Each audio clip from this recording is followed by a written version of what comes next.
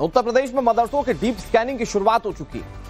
पहले दायरा 8 जिलों तक सीमित रखा गया था, लेकिन मुख्यमंत्री योगी आदित्यनाथ के ऑर्डर के बाद अब पूरे उत्तर प्रदेश के मदरसों की रजिस्टर की पड़ताल शुरू हो चुकी है। एक तरीके से कहिए तो यह सुरक्षा ऑडिट है, जो डिटेल्स मांगी जा रही हैं। जो डिटेल्स मांगे गए उन्हें सरकार की एजेंसियों को देने का टारगेट सेट कर लिया गया। लेकिन आखिर अचानक मदरसों की पड़ताल की जरूरत क्यों आन पड़ी, क्यों ये सब किया जा रहा है, ये सारी थ्योरीज आपको समझाते हैं हमारी रिपोर्ट में।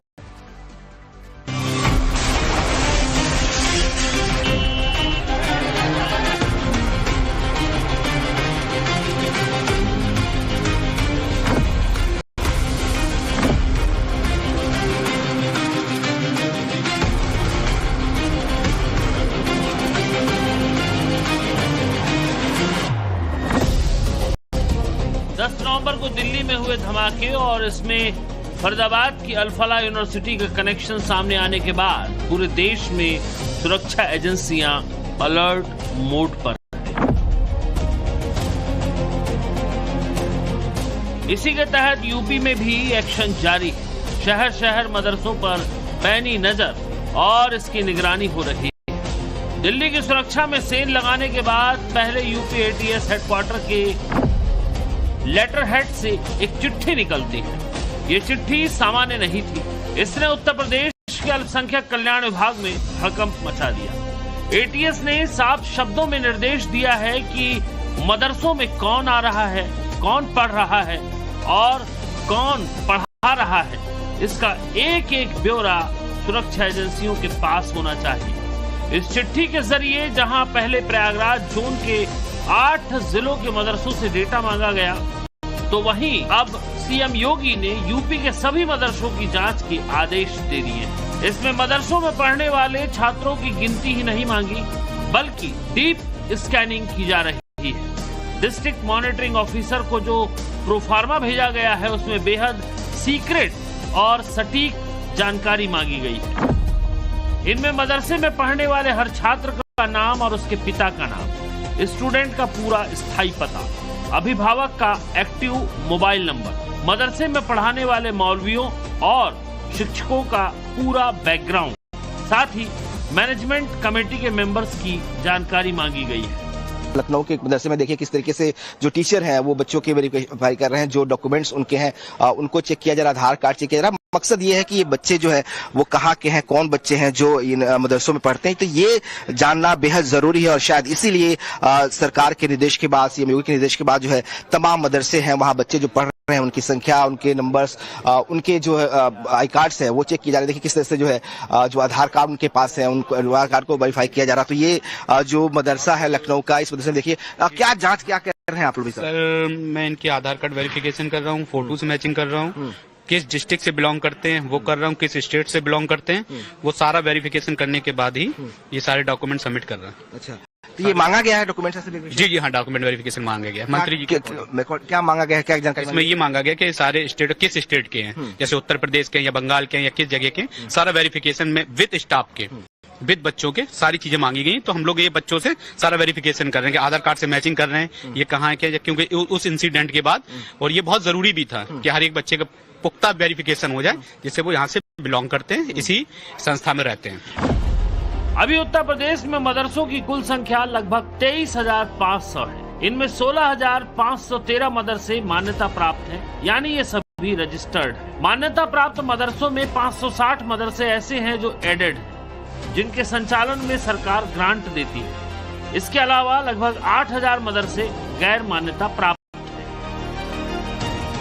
खुफिया इनपुट है कि नेपाल बॉर्डर और मध्य यूपी के मदरसों का इस्तेमाल स्लीपर सेल्स के लिए किया जा सकता है या बाहरी तत्वों को पनाह देने के लिए।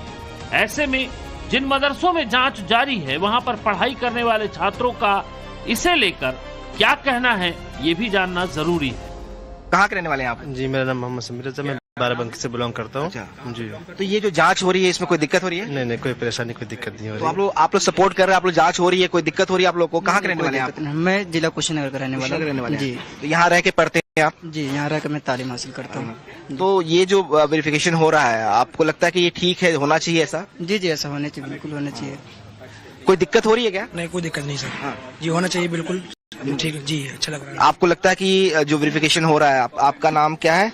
अनवर अली। ये आपका आधार कार्ड है। ये अनवर अली है, इनका आधार कार्ड है। ये वेरीफाई हो रहा है इनके आई कार्ड से, इनकी फोटो भी इसमें लगी हुई है, तो इसको वेरीफाई किया जा रहा है। ये जो वेरिफिकेशन चल रहा है, वेरिफिकेशन का काम, आपको लगता है ये ठीक है? जी बिल्कुल दुरुस्त है। क्यों ऐसा होना चाहिए? क्योंकि लोगों को पता चले कि लोग कहाँ से हैं, कहाँ से आए हैं पढ़ने के लिए, और नजर में रहें, जानकारी होनी चाहिए, मालूम होना चाहिए मतलब कि कहाँ के हैं ये। बिल्कुल जरूरी सर। ये तमाम जो छात्र हैं ये भी इस बात को मानते हैं कि ये जरूरी है। जो यहाँ पढ़ाने वाले टीचर्स हैं वो भी मानते हैं कि बेहद अहम फैसला है। लखनऊ के मदरसा स्टूडेंट्स से बातचीत में ये तो साफ हो गया कि उन्हें सरकार की ओर से मांगी गई जानकारी से कोई ऐतराज नहीं, लेकिन पूरी कवायद को मदरसा संचालक किस तरह देखते हैं वो भी समझना जरूरी है।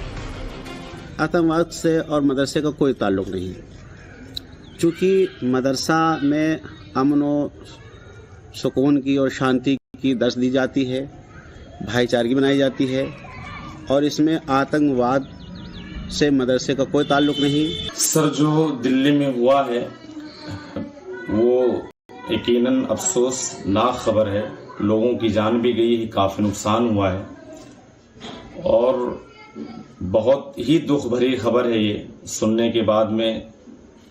लेकिन जो सरकार ने जांच लगाई है इस पर बिल्कुल हक है लगाने के लिए, और जांच करना चाहिए। मदरसों की डीप स्कैनिंग से किस तरह यूपी में सियासत गरमा गई है दिखाएंगे आगे। पहले आपको वाराणसी लेकर चलते हैं।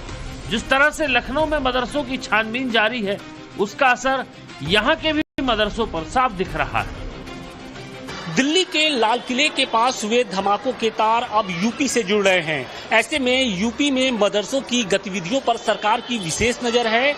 सरकार ने मदरसों की गतिविधियों की जांच का जिम्मा है वो एटीएस को सौंपा है, और नए शासनादेश के मुताबिक उत्तर प्रदेश के जितने भी सरकारी मान्यता प्राप्त और गैर मान्यता प्राप्त जो मदरसे हैं उनकी पृष्ठभूमि खंगाली जा रही है। उनमें जो पढ़ाने वाले टीचर हैं उनका बैकग्राउंड चेक किया जा रहा है, उनका मोबाइल नंबर, उनका आधार कार्ड समेत जो तमाम दस्तावेज हैं उसको खंगाला जा रहा है। और न सिर्फ टीचर बल्कि पढ़ने वाले जो छात्र हैं उनकी भी जो गतिविधियां हैं उसको चेक किया जा रहा है। मदरसों को आने वाली जो फंडिंग है उसको खंगाला जा रहा है, उसका ब्यौरा लिया जा रहा है। तो कोशिश यही की जा रही है कि इन मदरसों में किस तरीके की गतिविधियां होती हैं उसकी सही जानकारी उपलब्ध कराई जाए। आमतौर पे अभी तक सर्वे ही होता था, लेकिन ये पहली मर्तबा ऐसा है कि जब मदरसों के अंदर सुरक्षा ऑडिट किया जा रहा है, और इसे लेकर किस तरीके से मदरसों में हलचल बढ़ी हुई है। फिलहाल हमारी मौजूदगी वाराणसी के ही एक